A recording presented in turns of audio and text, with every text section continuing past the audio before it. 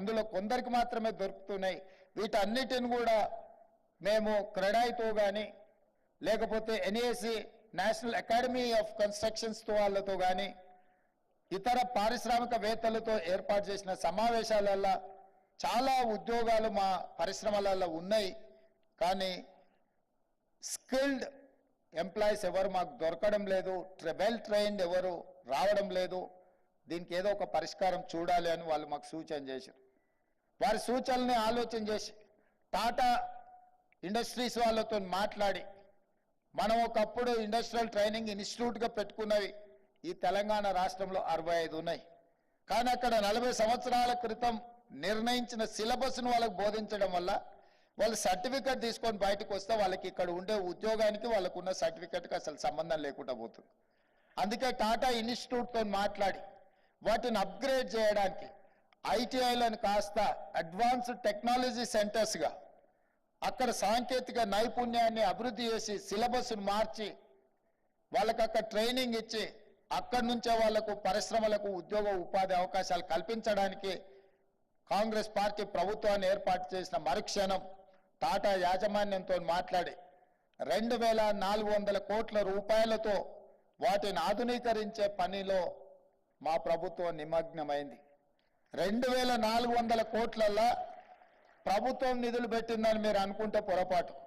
కేవలం 300 కోట్ల రూపాయలు మాత్రమే రాష్ట్ర ప్రభుత్వం కేటాయిస్తే 2100 కోట్ల రూపాయలను టాటా పరిశ్రమ సిఎస్ఆర్ ఫండ్స్ ద్వారా పెట్టి తెలంగాణ రాష్ట్రంలో వేలాది లక్షలాది నిరుద్యోగ యువకులకు శిక్షణనిచ్చి ప్రయోజకులుగా మార్చి వాళ్లకు ఉద్యోగ ఉపాధి అవకాశాలు కల్పించడానికి ఆ సంస్థ ముందుకు వచ్చింది. ఇది డిప్లొమా లెవెల్ కోర్సెస్.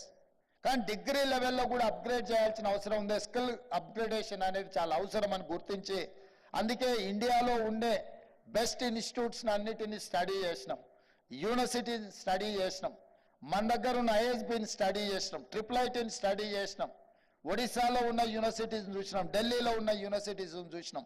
వీటన్నిటినీ స్టడీ చేసిన తర్వాత ఒక నూతన విధానంతో పబ్లిక్ ప్రైవేట్ పార్ట్నర్షిప్లో యంగ్ ఇండియా స్కిల్స్ యూనివర్సిటీని తెలంగాణ రాష్ట్రంలో మనం ప్రారంభించుకొని ఇండస్ట్రీ డ్రివెన్ యూనివర్సిటీగా అక్కడ శిక్షణ పొందిన ప్రతి వాడికి ఉద్యోగం కల్పించే విధంగా పారిశ్రామికవేత్తలనే అందులో భాగస్వాములుగా చేసి అక్కడ స్టూడెంట్ సెలక్షన్స్ నుంచి క్యాంపస్ నిర్వహణ వరకు అక్కడ ఏ సిలబస్తో వాళ్ళకి శిక్షణ ఇవ్వాలనో కూడా ఇండస్ట్రియలిస్టులే నిర్ణయించే విధంగా ఆ యూనివర్సిటీకి గవర్నమెంట్ వైపు నుంచి ఛాన్సలర్గా కాకుండా ఈరోజు చైర్పర్సన్గా ఆనంద్ మహేంద్ర ఆటోమొబైల్ గ్రూప్స్ చైర్మన్ని మనం పర్సనల్గా తెలంగాణ రాష్ట్ర ముఖ్యమంత్రిగా రిక్వెస్ట్ చేసి వారిని ఆ యూనివర్సిటీకి చైర్పర్సన్గా ఉండేటట్టు ఒప్పించినాం.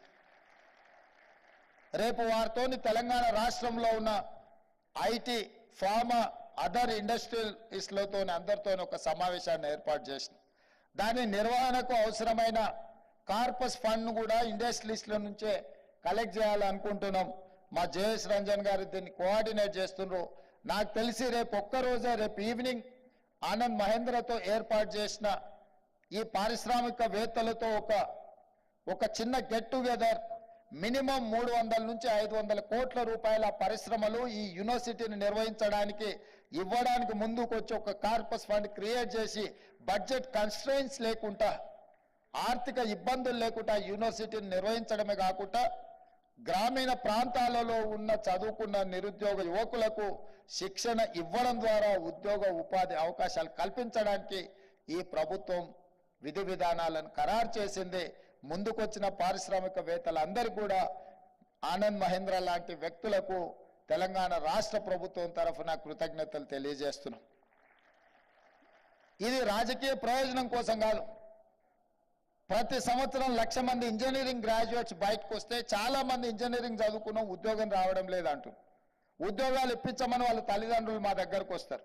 15,000, 20,000 కూడా 15,000 అయినా సరే సార్ మా పిల్లోడికి ఉద్యోగం ఇప్పించండి అంటారు. ఇంజనీరింగ్ గ్రాడ్యుయేట్ ఇంత తక్కువ శాలరీకి ఎందుకు పని చేస్తుండో?